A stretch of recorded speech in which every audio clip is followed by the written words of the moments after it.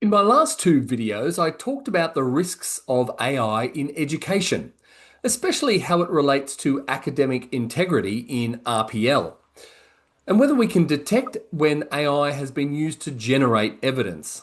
Today, I want to flip the question around a bit. I want to ask, how can we use AI constructively in the RPL process without compromising the integrity of our assessments? Because the truth is, not all use of AI is unethical or deceptive. In fact, when it's used transparently and responsibly, AI can be a powerful enabler. It can improve accessibility, reduce admin time, and even help candidates express their skills more clearly. But it all comes down to how and why we use it. So let's start with what appropriate use might look like in RPL. Imagine a candidate who's been in the workforce for 20 years. They're applying for a leadership qualification through RPL, but they've never written a formal portfolio. They know what they've done, but struggle to present it clearly on paper. This is where AI can help. They might use a tool like ChatGPT to help create a draft summary of their work history based on bullet points that they've written. They might rephrase their project descriptions in more professional language or generate a checklist to help them match their evidence to each unit. They're not faking anything.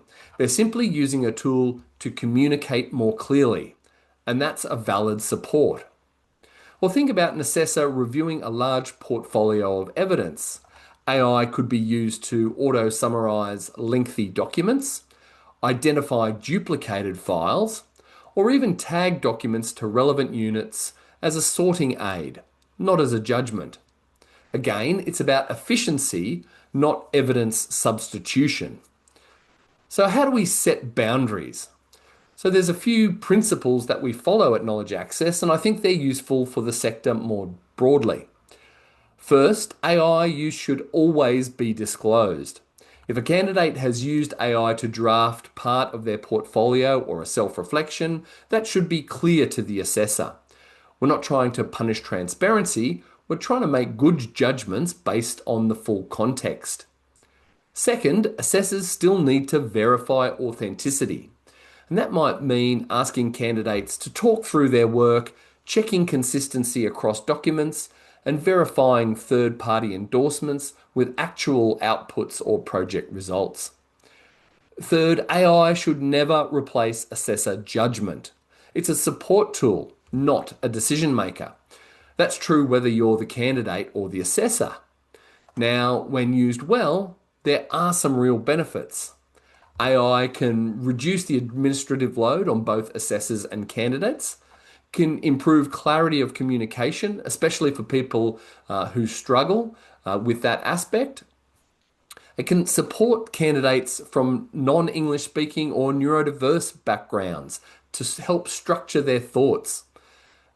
And importantly, can help visualize complex timelines or project combinations in a clearer way. But of course, we need to be cautious too. RPL is built on the rules of evidence, authenticity, validity, sufficiency, and currency.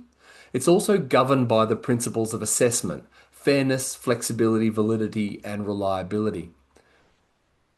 No matter how helpful the technology, it can't override those foundations. So here's the balance we aim for.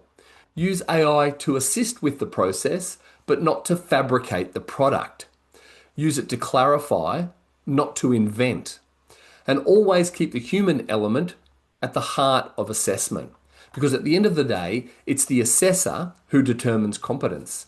And it's real world skills, not synthetic ones, that qualifications should reflect. As always, use AI responsibly. And if you, I'd love to hear your thoughts and feel free to connect and share.